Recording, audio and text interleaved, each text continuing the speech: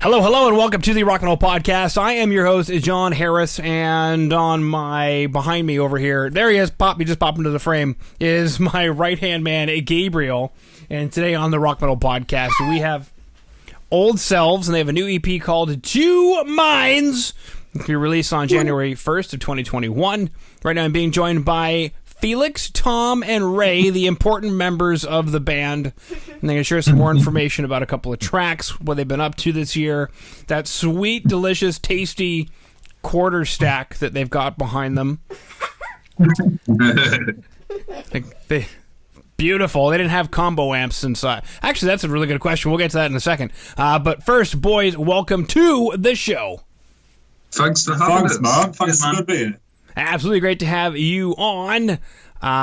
True story, young man with the beard and the red sweater. You remind me of one of my Canadian promoter friends, John Asher, who has a beard and wears red sweaters. He's known for it. He sounds like a good-looking guy. He is. He's an astonishingly good-looking young man, just like yourself. Beautiful. Okay. Sweet. Now, I'm curious. We got some equipment behind us. Let's chat about that. Is that equipment on the tracks that we're hearing? Is that equipment on the EP?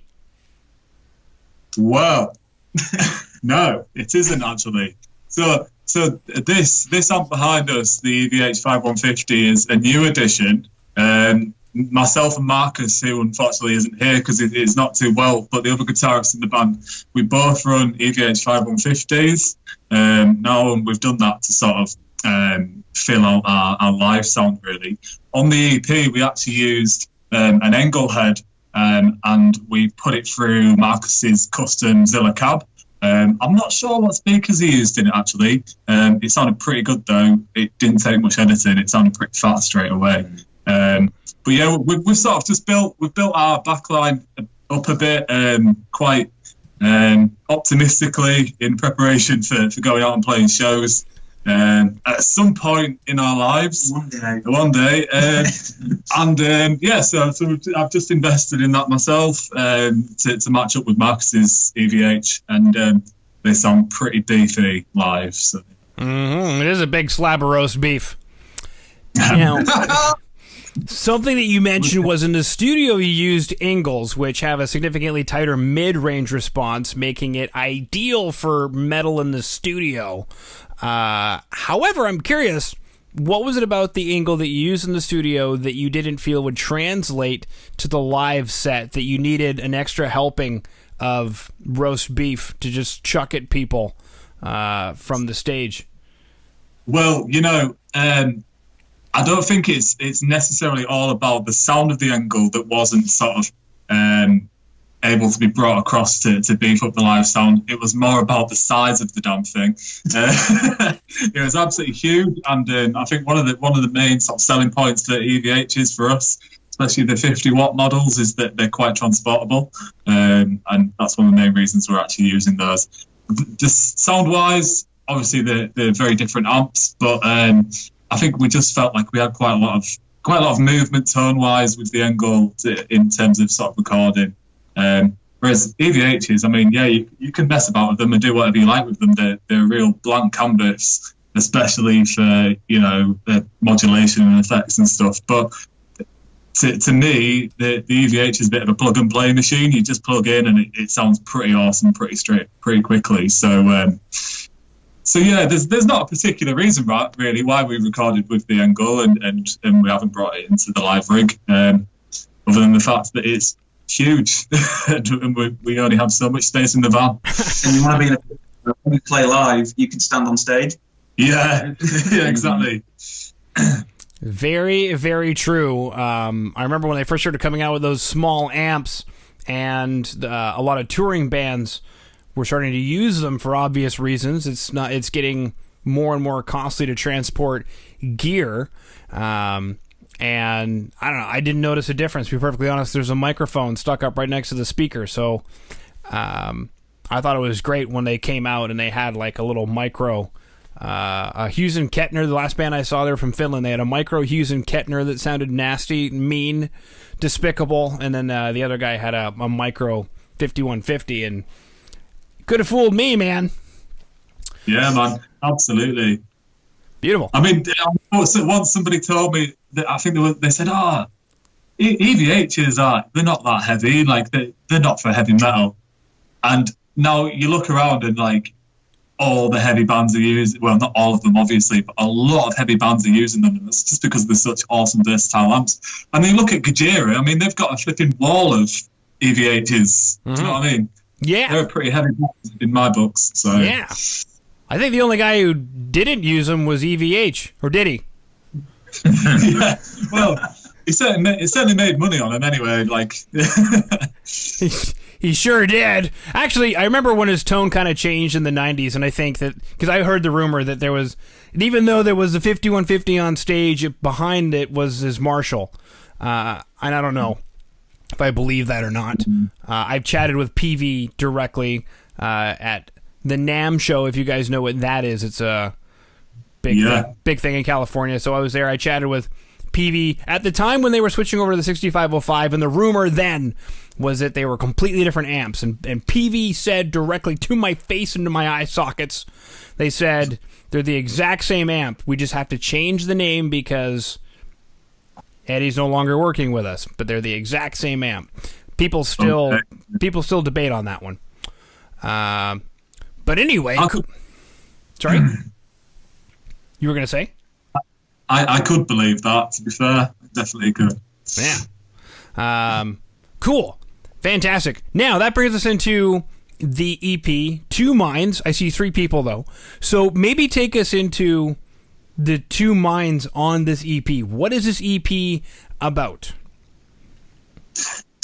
Okay, so the EP really is, I mean, the lyric content really is about, I mean, our observations of the world, really. And I know that sounds very cliche, but it is, and it's our observations of other people and their minds and how they react to stress and mental health difficulties. And I mean, generally just, what's going on in the world. I mean, the past sort of 6 months to a year have been a perfect opportunity for us to sort of sit back and look at how people are responding to the stresses of day-to-day life. And I'm a mental health nurse by profession, and I see a lot of people struggling with what we call common mental health disorders like anxiety and depression.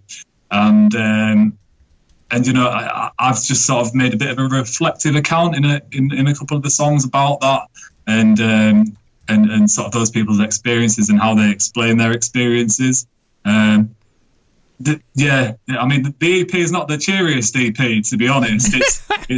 It's not about rainbows and unicorns, but it's been quite cathartic writing it and playing it in rehearsal. Obviously, we haven't played any live shows with it yet, and it's been quite nice, really, just to sort of reflect on that, because, as I say, it has been mine and Ray's as well. Ray's helped with the lyrics quite a lot for the EP. It's been quite nice to just reflect in playing it in our music and think about those things that we've observed. Yeah. So is these common mental health disorders, are they something that you guys have experienced yourselves, or this is just accounts from the people that you're working with and funneling that into lyrics? It's a combination of both. I think, most people in the world would be lying if they said they hadn't had a low point in their lives at some point. I think we all do, and I think that it's also getting easier for people to admit that, but some people do still find it difficult to sort of speak about that.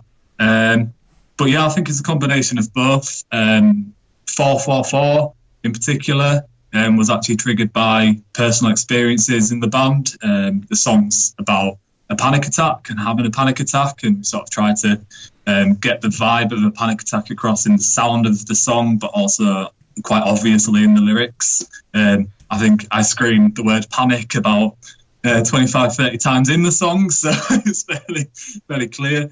But yeah, it's a breathing technique, isn't it? Yeah, 444 is a breathing technique, something I use in work. It's a simple one. You breathe in for 4 seconds, you hold it for 4 seconds, and you breathe out for 4 seconds. And that's something that I try to get people to get into the routine of doing if they feel like they're panicking, because you're able to use it to ground yourself and sort of think about that 4 in, hold for 4 and 4 out, and it can be quite a good sort of simple breathing exercise to do. But yeah, in direct answer to your question, it's about our observations and my observations of people I've worked with, but also our own personal experiences for all the members of the band. Mm-hmm. Now, I don't know how things are going in England, but here in Canada, I've read that there is a roughly 60% increase in suicides alone this year. And then calls for hotlines and whatnot have surged incredibly. Is that something that you're seeing as well in your line of work this year? Has it become, I don't know if I want to call it significantly more taxing, but how's the year gone for you from that perspective? It's difficult to say really, because I work in what's called a crisis team over here. And a crisis team is basically a first point of contact for people in a mental health crisis. And you can self-refer in, or you can be referred in by anybody, basically. Whether that be like your doctor, your GP, or whoever, any other health professional or family member. So really, unfortunately, in my job, in the job I do in the team I work in, we do sometimes see suicide anyway. I've not noticed an increase in that in our team necessarily, because I've got to say this, but we're a great team and we do good work, and I think we help a lot of people, and we help people find options that is not suicide. But I do know that suicide is on the up in the UK as well, similar to your percentages over there, I think. It certainly has increased quite a bit. And I think, and this is something I've spoken about in the EP a little bit, I'm just sort of looking into the future and thinking alcoholism's going to be on the up. A lot of people have been sat at home not doing anything and just having a drink, and that's become an everyday occurrence for some people. Domestic abuse and domestic violence and things like that, and also loneliness. It's just a huge one, isn't it? Mm-hmm. Maybe not as much for our generation, but certainly older generations, that'll be higher. So, yeah, I think it's a similar picture over here. But in work, I've not noticed anything specific in that regard, just because of the nature of the work. Mm-hmm. Perfect. Okay, so we've now chatted about the EP. We've chatted about the track 444. I don't know what you do when you breathe out at the end of it. Do you just, what do you do after that? Just kidding. You fix. Then you take a seat in the hall. So is it just like one seat by itself? I'm so confused. A seat in the hall. I was like, whoa. But then it also, as a Canadian as old as I am, because I'm ancient, I immediately thought of Kids in the Hall. I don't know why, but it's a Canadian comedian comedy show called Kids in the Hall. Right. Which was a show, and then eventually they made a movie with one of our classics, Mark McKinney. He had a funny Eastern Canadian accent, but if he's listening, which I doubt, but if he's listening, I love you. And anybody in Eastern Canada, I love you. Seat in the Hall, though. What is this track about? What is the Seat in the Hall? Where does this play into the theme for the album, or not the album, but the EP that we just chatted about? Okay, so again, as the main lyric writer of the band, I spoke about sort of my own experiences. I said to myself, I'd never write a political song. I said to myself, I'd never do it. But I was that annoyed at the situation at the time that I felt I needed to. And again, it felt pretty cathartic to do so. It was quite a therapeutic experience. The Seat in the Hall is actually a line that you came up with, isn't it, Ray, really? And it's about the government, it's about the UK government, the song predominantly, and it's about their treatment of people in general, and it's also about their treatment of nurses in the NHS, and how they went out once a week for months and clapped for them, but then absolutely slated them the next day on national television, and it was just sort of like, where are we at here? And I'm a relatively newly qualified nurse as well, so I was sort of coming to that time where I was qualifying as a nurse, and I was, trying to be proud of my profession, which I am, and I always have been. But I just thought, there's people going out on the street, and there's the Prime Minister on the television clapping for us, and then the next day, his health secretary is on TV saying, we're going to get mental health services resumed as soon as possible. I'm sat there thinking, I've just done a 13.5-hour shift. I've spoken to hundreds of people today who want to kill themselves.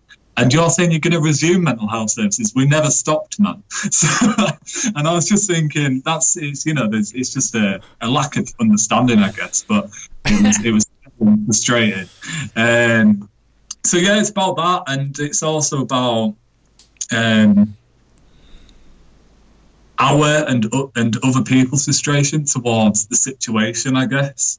I don't think it's an easy job for anybody to run a country during a pandemic, and I certainly don't envy those people.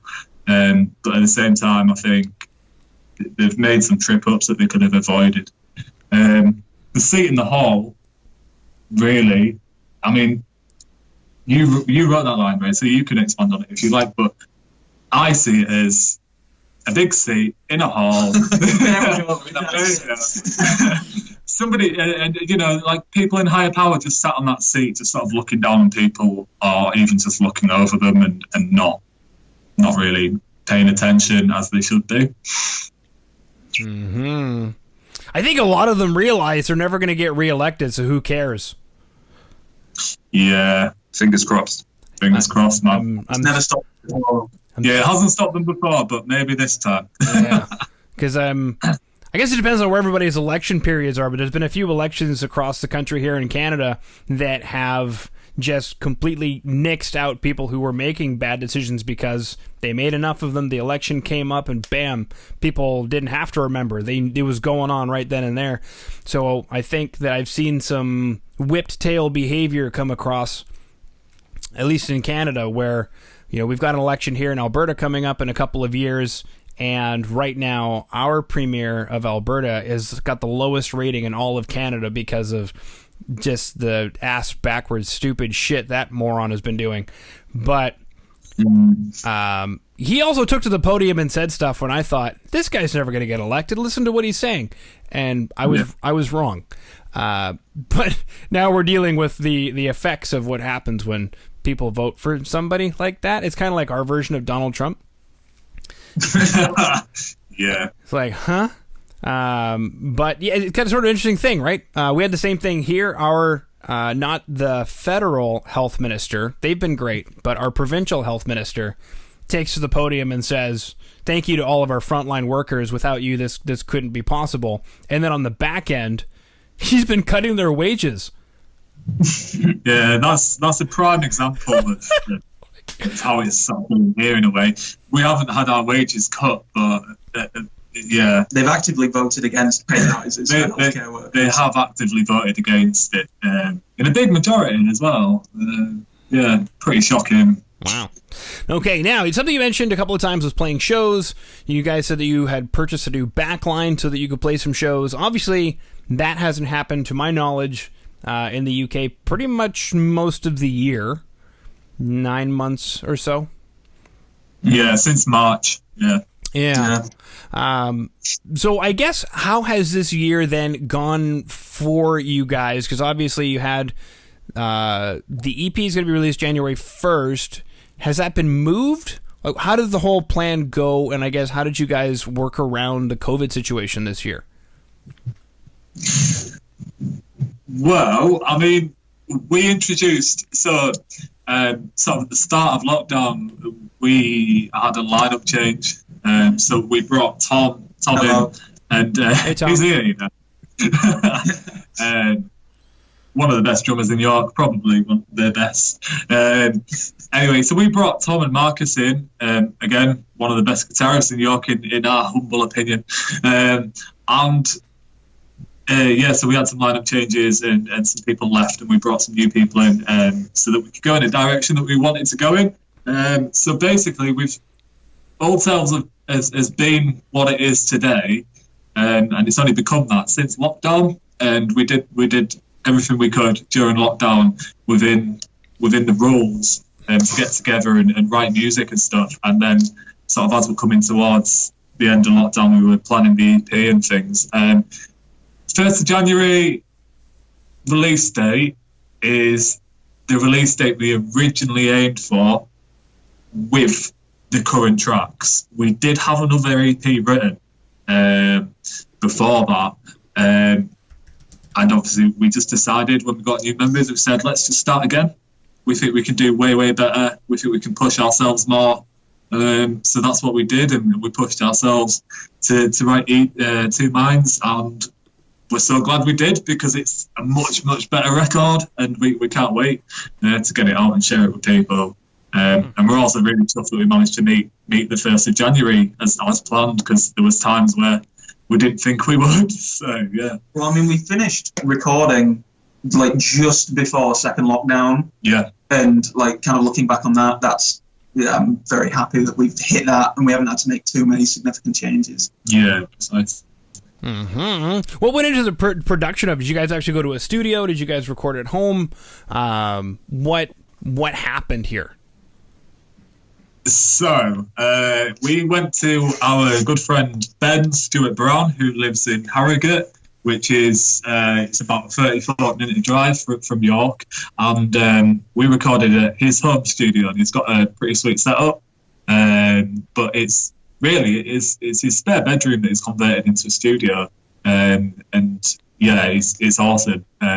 It's just in his house, and it was really chilled. It was a nice environment, wasn't it, to do it in, and we'd done a lot of the tracking. Well, we'd done all the tracking other than the vocal tracking, and we were going to go back the next week to finish things off.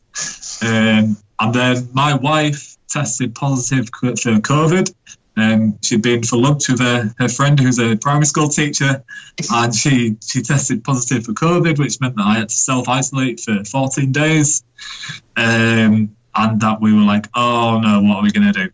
Mm-hmm. Luckily, I had some, relatively decent recording gear at home, but I didn't have a mic, so I invested in a microphone and everything else that I needed, and I recorded, I would say, about 85% of the EP vocals. Yeah, you redid a lot, didn't you? Yeah, in my house.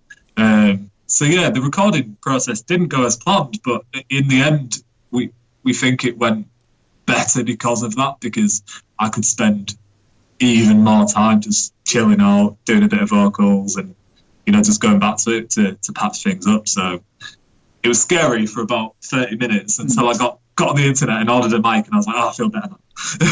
Mrs. O is okay? Everything's fine? Yeah, she's great. She's doing absolutely fine. Yeah, she was in bed for like 2 days with a really bad cough, bless her. But then she was cool, and I'm pretty sure I had it, but I think I'm asymptomatic because I didn't feel a thing. So okay, perfect. I see here, Harrogate. It's a spa town in North Yorkshire, England. Did you guys go to the spa? No, sadly not. And I think, to be fair, a spa would probably be the worst place in the world when there's a virus going around. Could be. I mean, the polls for 3 consecutive years, 2013 and 2015, voted the town as the happiest place to live in Britain. Oh, well, really? Yeah. Okay. I don't know what they changed after 2015, but for those 3 consecutive years, it was the happiest place to live in Britain. Maybe that's when Old Self started to go record. Beautiful. All right. So, true story. You guys might get a kick out of this. For Thanksgiving this year, we kept it small. And Canadian Thanksgiving is in October, actually. So this was back in October. But Yes. Sorry? The real Thanksgiving. The real Thanksgiving is in October. The fake one, the one they have down in the States, is in November. And we decided, or I decided anyway, because last minute we didn't make any rolls or anything for dinner, and I was like, what if I made some Yorkshire puddings? What if I did that? And my wife was like, you're a silly goose. You can't do that in our house. And I was like, of course I can. Watch me. And we did. I'm a chef. We did it in culinary school. I learned how to do it. Problem, we didn't have the right kind of tin, so it was silicone, and it never got hot enough. So they pretty much just deep fried, and we had these like gooey deep fried, disgusting Yorkshire pudding things that we kind of tasted like cheese. It was because it's a custard, so Sounds pretty good, man. it was a revolution. It was totally cool. I dug it, and I figured now that I get a chance to chat with somebody from York, it'd be a fun conversation. Yeah, definitely. That's pretty good. You could make like dumplings. You should have put some actual cheese inside of it and then wrapped it in the batter and then deep fried it. Mm-hmm. Oh. But then we're like so far away from a Yorkshire pudding. We are pretty far away from the Yorkshire pudding already. But yeah. I don't have any Yorkshire pudding tips for you, by the way. No, we can just buy them for like oven ready here. Oh, well, I mean, homemade is best, but like... There's some pretty good oven ready ones. I'm having them like at least twice a week now. At best.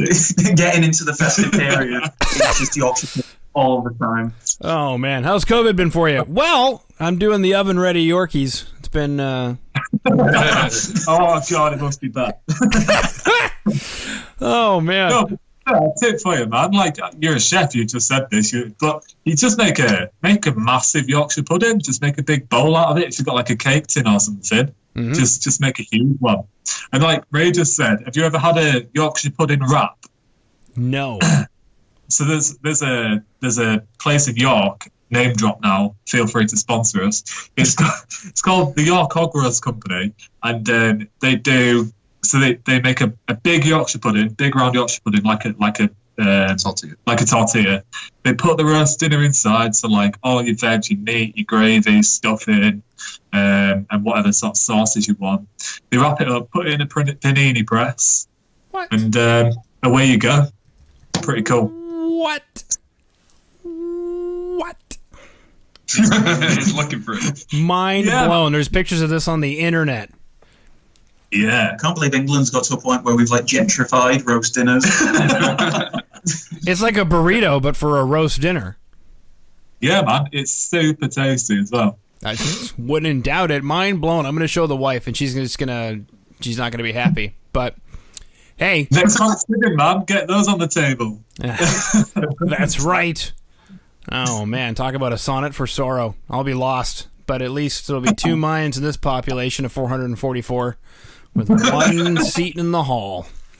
Groovy. All right, well, boys, that concludes my questions. Unless there's anything that you guys wanted to bring up, I just wanted to thank you for coming on to the Rock and Roll Podcast today. Yeah, thanks for having us, man. Yeah, as you say, 2 Minds EP is out on the 1st of January, and 444 or 444, whatever you want to call it, is out now, so give it a listen.